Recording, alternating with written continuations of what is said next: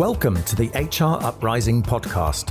This highly practical podcast series explores HR and management hot topics and challenges through conversations with relevant experts and real-life people professionals. Brought to you by Actus software, our aim is to build a better workplace for people.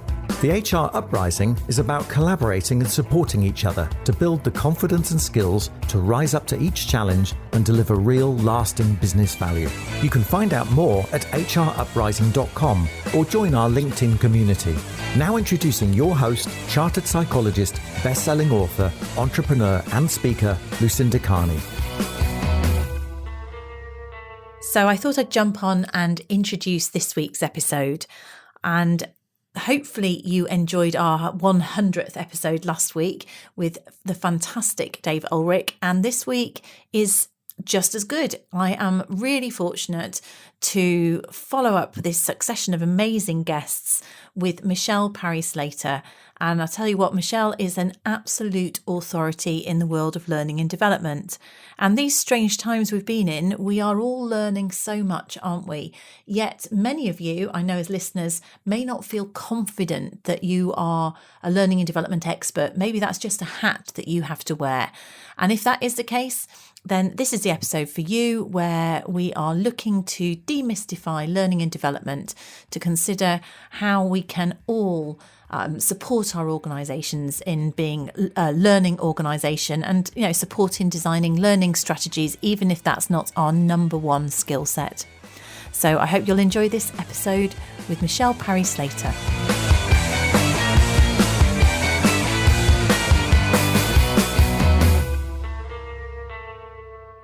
And welcome to this week's HR Uprising podcast. And this week, we're going to be talking all about learning and development. Now, don't worry if that is not a topic that you are confident in or familiar with, because that's the whole purpose of this episode. I'm absolutely delighted that I'm joined by Michelle Parry-Slater, who some of you may remember from about a year ago when she joined us on the podcast. And she is going to come because she's just written a book, just published a book called The Learning and Development Handbook. I was lucky enough to get a sneak preview, and it is a fabulous book, highly recommended. But what we really want to focus on is how really practical learning and development strategies for people who perhaps don't feel so confident in that area. So Michelle, thank you so much for joining. I'm really delighted that you've made the time to come on the podcast again. I'm really grateful to you. Do you want to explain, because you've changed roles since you came on before, do you want to explain a little bit about what you do and introduce yourself? Absolutely. So thank you for having me on, Lucinda. I am Michelle, and I founded Kairos Modern Learning. So we are a company that specializes in helping people to move away from only offering face-to-face learning and embracing the best of social and digital learning. And it really was when I was doing that role that I wanted to write the book, and we'll come back to that in a moment. But you're right, I'm now working with the CIPD as Commercial Learning Content Manager. I'm responsible for all of their content, which is sold to corporates, commercial content clients. And we are in the CIPD really keen to adhere to our learning philosophy, which is about making learning accessible. It's about making learning as people need it. So these two things tie up really nicely, because I always had an engagement with the CIPD when I was freelance, and it's great to be able to work with Andy Lancaster and the team in that way. Now, just to go back to why the book, why now, why are we having this conversation? It is exactly what you have mentioned in your intro, which is a support mechanism for people who perhaps have responsibility for learning and development, but aren't L&Ders professionally, or they may be line managers who are looking to upskill and support their teams as they need. And I wrote this book really to help people to understand how to move away from just doing what we've done for decades, which is transactional, buying courses, whether that's online e-learning or whether that's face-to-face when we could do that, remember that, that sort of thing, and helping people to think about how can they do this a little bit more strategically and differently to be more effective. So it's about demonstrating value. So it is about helping people in their workplace when they need the learning, as opposed to waiting for a course to come up. And that's really the whole premise of how we add better value in L&D. It's interesting, isn't it? I mean, we both are L&D background, aren't we? And I always remember people would almost get to the end of the performance management cycle and go, okay, so what training do you want now? Which to me was kind of it's kind of like a reward or a shopping list, as opposed to, for me, the training should be enabling us at the right time to perform, or in a career, it should have a purpose. Exactly right. Yeah, there should be a reason, a business reason that you're trying to solve, and that's why the learning is there. But so often it is that sort of performance management cycle, or oh my goodness, I've got to the end of the year and I haven't done any learning yet, and that's not really where we can add the best value as professional L&Ders. So there's so many, we were talking before, weren't we? There are so many angles that we could go at this, but we haven't got oodles of time. We needed to filter it down. So if we were to start with, you mentioned strategies. If you were someone who is a non-L&D professional and you need to do a learning strategy, or you need to come up with something which is more strategic around learning, where would you start?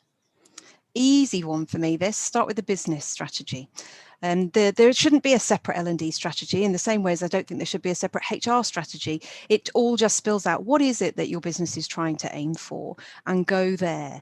And so I often find, if you have a conversation with people about what do you want to learn, instantly their brain goes back to what they know, which is classroom or formal, that sort of thing. Whereas if you go along with a conversation around what's troubling you, what doesn't work, where are we now, and if you could paint a picture of the future, where would you like to be?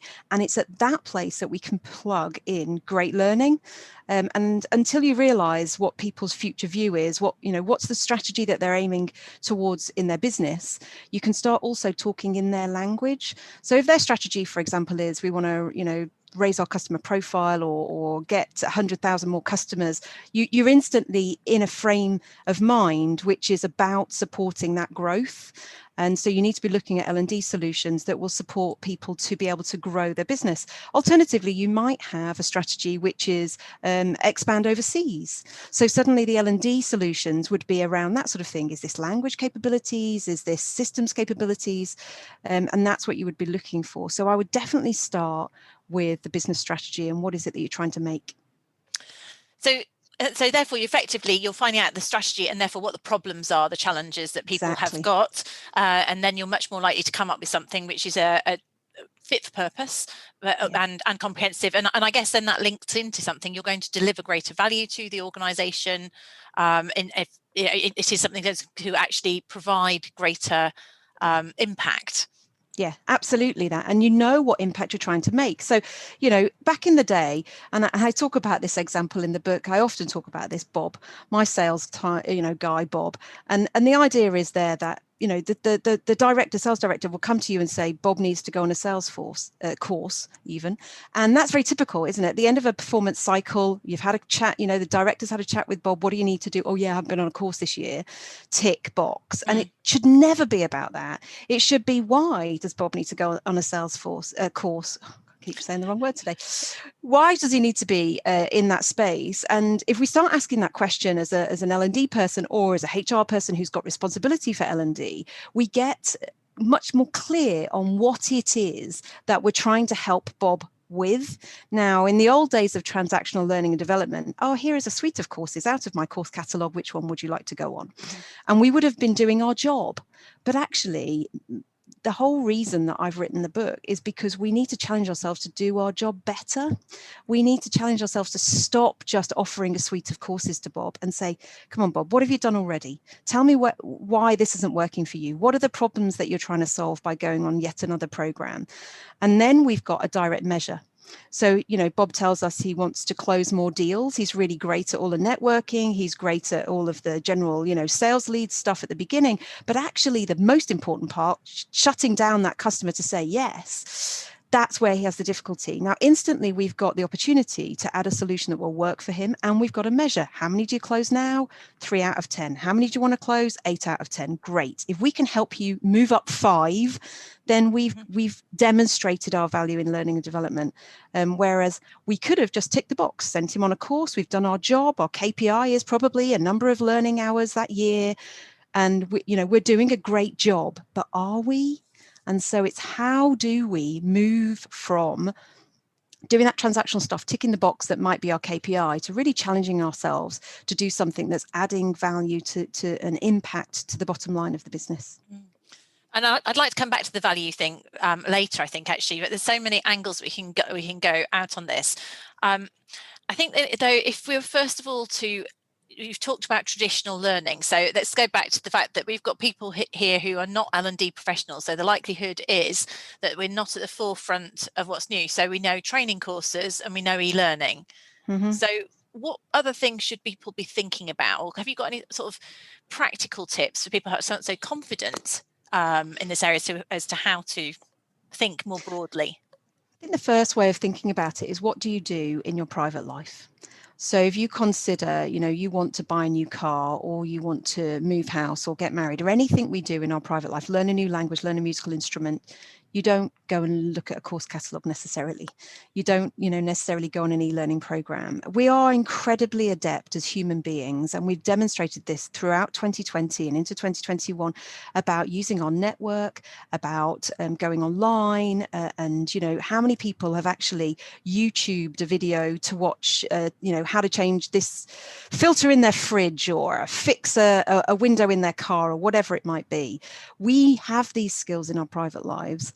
And it's really, how do we translate that into the workplace? Because the problem is that people aren't waiting to go on the course. They're asking the person that they know in the company who might be able to do it. And they are looking online themselves, because we have these skills already naturally now.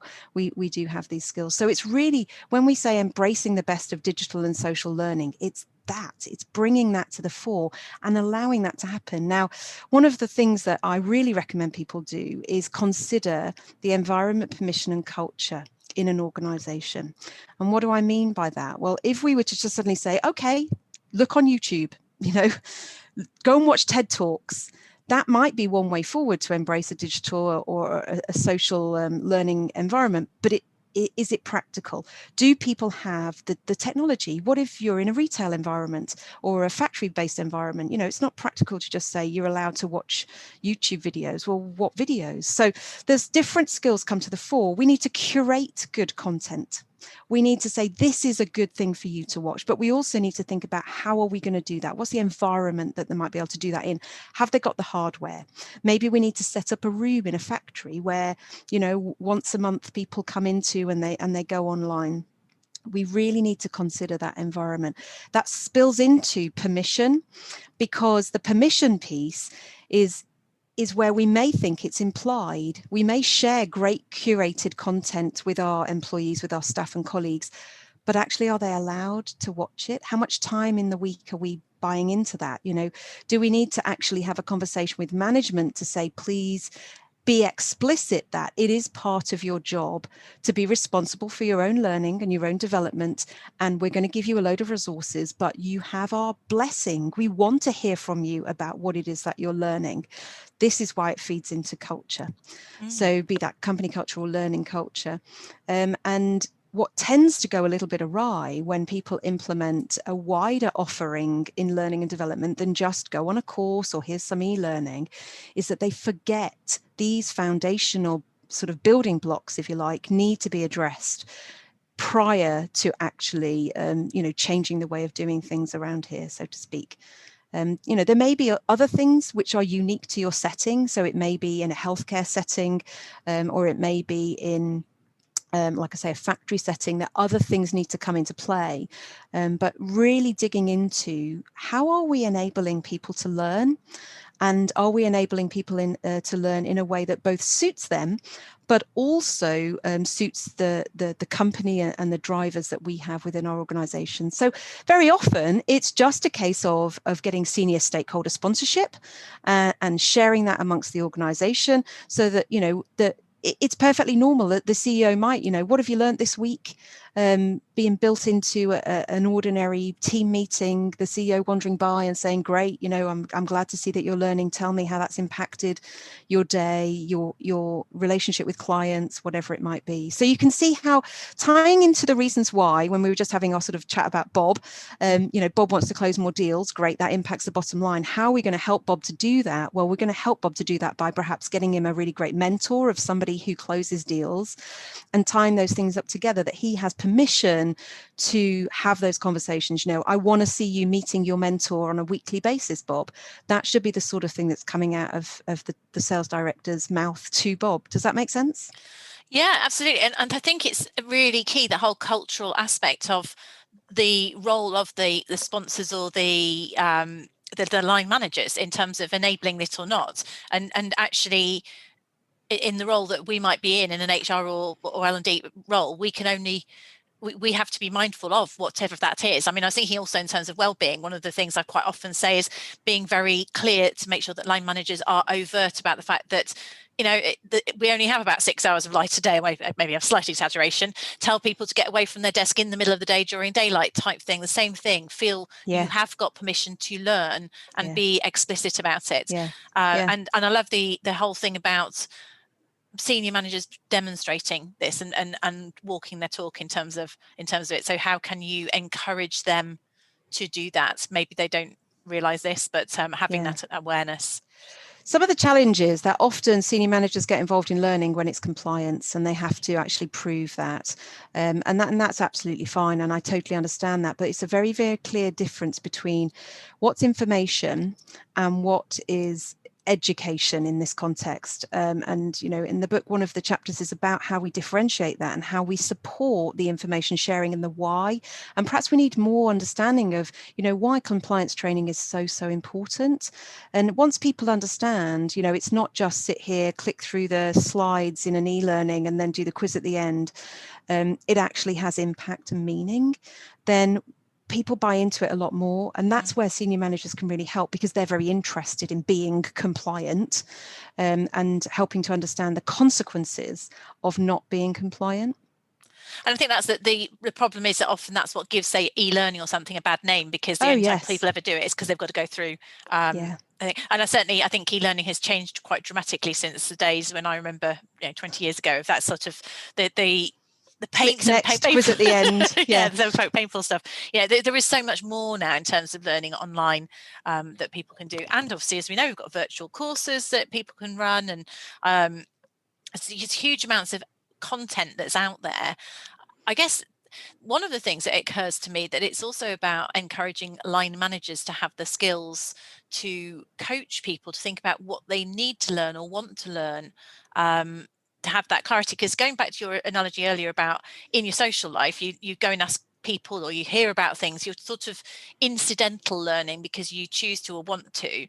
Whereas in the workplace, I don't know whether people necessarily take that step back and think about, what do I want to learn, unless it's directly linked to a career aspiration or something. Do we think about what we need to learn to take the business forwards?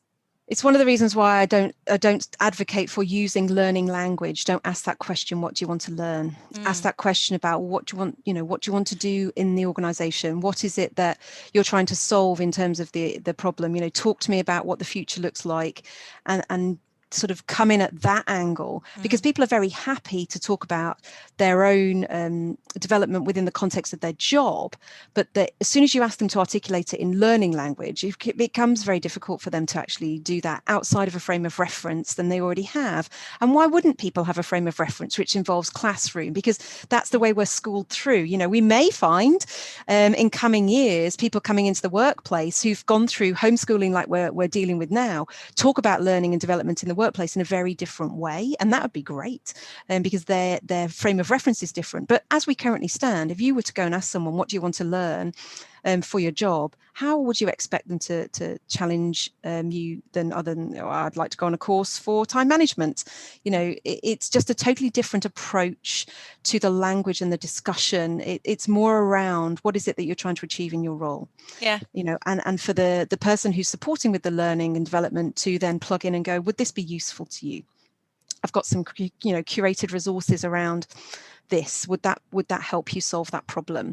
Or how about we put you in touch with a great mentor? Or would a book club be something that could help you to just start thinking about things differently? So we're no longer selling courses, so to speak. We are really advocating for great solutions through consultative questioning. Absolutely. And the other thing here is in terms of how we think about developing ourselves as HR professionals, like the next level of it, or learning and development professionals, and taking that step back. Because your point there about different people in the workplace, one thing I notice is that the younger people in the workplace are really good at Googling YouTube video. They will go to, I don't naturally go to YouTube to learn stuff, but they'll teach themselves something on YouTube and come back and do it. Different people have different strengths in that area. But I just wonder how the average HR or learning and development professional develops, because I don't think you'd go and Google things necessarily or go on YouTube. Then I was thinking about us going to our network, because how if I want something, to know something locally, quite often you'd go and ask your network, wouldn't you? And I see some of that happening we've got an HR Uprising forum on LinkedIn, and there's Facebook groups, there's various things there. But I know that you use this term in the book of a PLN, a personal learning network. I wonder if you might want to talk a bit about that, either for us as professionals, or actually how you could encourage one of those in an organisation. We've always done it. We've always had a network. We haven't perhaps labeled it a personal learning network, and it's nice to give it a label, because it then becomes a real thing, as opposed to the naughtiness of asking the person sitting next to you in the office, which is what we always tended to used to do. And the problem with that is you're only as good as the person sitting next to you. And so if they know the answer, great. If they don't know the answer, not so great. And it's trying to avoid the almost like the postcode lottery of where you happen to sit in the office or who you happen to know. I mean, I've joined CIPD, and I was only in the office for a couple of months before we went into lockdown. So I don't know everybody. And it's difficult then to know who to speak to if you can't wander through a corridor and sort of, come across somebody or have that happen chance conversation. So formalizing a personal learning network is just a way of labeling the intent to build a bunch of people who can help you with stuff. So I've built my personal learning network over many years through Twitter. Don't tend to use LinkedIn as much, but these two things spill into each other. And the value there is that I can generally put a tweet out, hashtag PLN. I'm thinking about this. What do you think? And people will just pile in on the conversation. In fact, I did it last week, whether we should or shouldn't use more or less slides in a virtual learning class, virtual live class. And the general consensus is we need more slides than we would need face-to-face. And it's that type of, who do I ask about these things? Who do I approach? And people have it anyway. People have their contacts in their company. The value of a personal learning network is they're generally outside of your company. And so therefore you get an external view on what may be an internal challenge. And it's always going back to the 2 heads are better than one. Well, 20 heads are better than one, 100 heads are better than one. So I find it hugely valuable and certainly advocate for it. And certainly now with technology, we've got that facility to access it instantaneously so much quicker, haven't we? It is interesting, though, that concept of people in the circumstances we're in now, where there are lots of people who have joined companies and don't necessarily know everybody. Have you any tips on how you can do that within a company if you haven't got them a sort of personal learning network internally? The CIPD have been great about this, actually.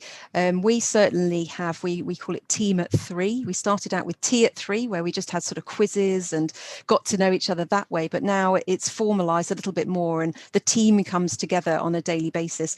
But we don't talk about the work.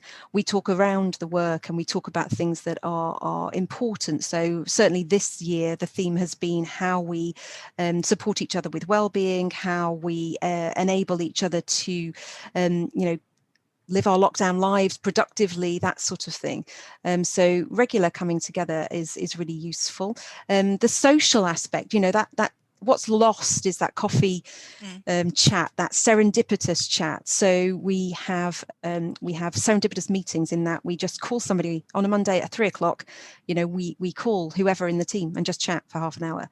So there's been lovely examples around that sort of thing. But you can do the same. I mean, you might be a freelancer, you might be working on your own, you might be the only learning and development person in your company, or you might be a HR person in your company, in a very small team who's responsible for L&D. Where do you go? And I mean, really advocate for looking for people online who are able to support you, and the willingness for people to do that is wonderful. I mean, when I started writing the book, I really wanted to have, for every chapter, I wanted a really strong case study to bring to life this kind of, it's no good just talking about the stuff, but how does this look in real life? And I've tried to make this it's a practitioner's handbook, and helping people to see it happen in real life through a case study is one way of looking at it. And so I encourage people to just go out and ask, if you're thinking, well, I might need to revamp my learning strategy, who's got a good learning strategy that they could share? Now, whilst you can't use somebody else's strategy, because of course that's linked to their business, you can use the principles around it. What did they do? Who did they speak to? How did they build it? So the value of a network is immense. Yeah, and the Twitter network, as you mentioned, I see that people are very, very supportive. So if anyone, even if you're not on Twitter actually, and you want to expand it, then go out and follow Michelle actually for starters, and you can tell us about the no plasters thing, because this all links in nicely, doesn't it? But actually, your network of learning development professionals incredibly responsive and helpful. So it's a great place to go to get that. Do you want to talk a bit about your no plasters, which you've woven into your book as well? So the whole book thing started off the back of a campaign I started in 2015. It feels like a long time ago, but actually revisiting it, not everything has changed. So I was asked once upon a time, you do things differently, Michelle, in L&D. Does this change hurt?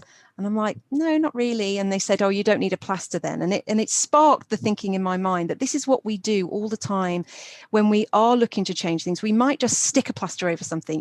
We change that one thing. We don't fundamentally shift. And so I started a tweet campaign where I just on a daily basis sent a tweet out to help people to think about learning and development differently. And I called it #NoPlasters. And that ran for a year. No plasters for the Southern readers. Oh, yeah, sorry. Yes, here we go. No plaster. I don't know if it is no plasters, but anyway. But hopefully everyone knows what we're talking about. Yeah. Or no Band-Aids for your American listeners. Good point. Anyway, sorry. Trying to be culturally inclusive here. The idea behind it is that we don't just stick something over something that's fundamentally broken. We try and dig down into why is it fundamentally broken, and we fix that. And how do we do that? Well, that's where the tweets came in. So a lot of the tweets are mentioned in the book because, as I say, we wanted to revisit them. We wanted to see where it had come from, what shifted, how does that indicate that we should be doing things. And so I'm running a campaign at the moment called No Plasters, Revisited. And we're revisiting those tweets from 2015 to just have a look at what shifted, what's changed in the industry, what's moved on. And it's been a really interesting month so far, obviously, a month in, and some stuff moved. Some stuff's still moving. Some stuff has dropped away because we don't need that anymore. So, it's a way of accessing the book in bite-sized chunks, and I'm going to run that for probably the year. We'll see how it pans out. But it's just to support the launch of the book, and essentially. But what I noticed at the end of that 2015 campaign was the right people weren't accessing the right information. What do I mean by that? If you're already on Twitter, if you're already following hashtags, if you're already building up your network, you're probably quite au fait with a lot of modern thinking around L&D. So the audience that I was really looking to help wasn't there. So I moved it over to Learning Now TV, thanks to a lovely invitation from the producer Colin Steed.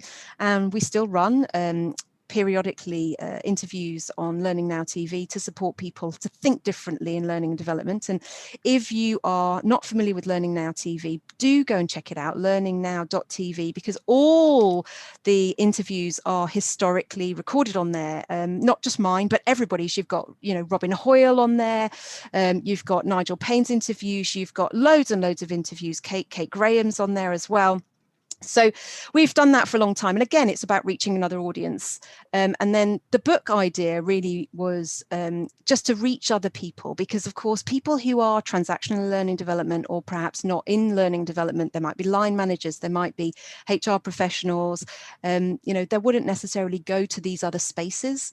And that's one of the reasons why the book, is important to reach everybody with this sort of thinking that we can do things differently. It's about taking a systematic approach. It's about looking at the foundations of your learning offer rather than just sticking a plaster on. Let's switch out that e-learning course for a virtual live classroom course, or let's switch out that face-to-face course for an e-learning course. It's about a bit more of a fundamental shift. I mean, that almost takes us full circle, doesn't it? Because actually what you're saying is, what's the problem? So you're actually fixing the actual problem. You're sticking a plaster on the actual problem. Well, you're not just bandaging it over it. You're actually getting to the solution. And yeah, totally that. I won't go into wounds, getting in terms of that. Please don't. So finally, let's just refer back to the book. It's a really accessible handbook here, the Learning and Development Handbook. It's out on by Kogan Page. What I really enjoyed about it is the fact that you've got the longer read, the shorter read, you've got your hashtags. It's really nicely broken down. And clearly, I like the setup in terms of the agenda where you've designed it to different learning preferences. There's a little bit for everybody, isn't there? All of the topics are demystified. So certainly in terms of accessing it, is there anything in particular that you draw people's attention to? It's great that you've picked up on that, actually, Lucinda, because I really wanted people who are in the moment to be able to pick this up, get a bit out of it, and then go away and do whatever it is they're trying to do. It's a practitioner's handbook, and so it needs to be accessible. So like you say, I set it up so that, if people wanted to, they could read the whole book in, a little over an hour by just reading each chapter's shorter read. And if they're interested and want to delve deeper, then they can go through the longer read and they can look at some of the questions and the suggestions that I've put in terms of thinking, questions and the case studies and that sort of thing. So I've tried to encourage people to be able to dip in and out, because I know myself as a practitioner, I don't necessarily have time to read a book from start to finish. And I might pick up a book that I really like from an author that I really, know and admire. And sometimes it's a little bit hard to get into in order to then just, whip off and have a conversation with a stakeholder. So I've tried to kind of make it so that if necessary, it's the sort of thing that sits on your desk, and before you go and have that phone call, you can just open it and go, okay, we're going to have a phone call about, learning strategy. Boom. Let's just quickly refresh my memory on some of this stuff. Absolutely.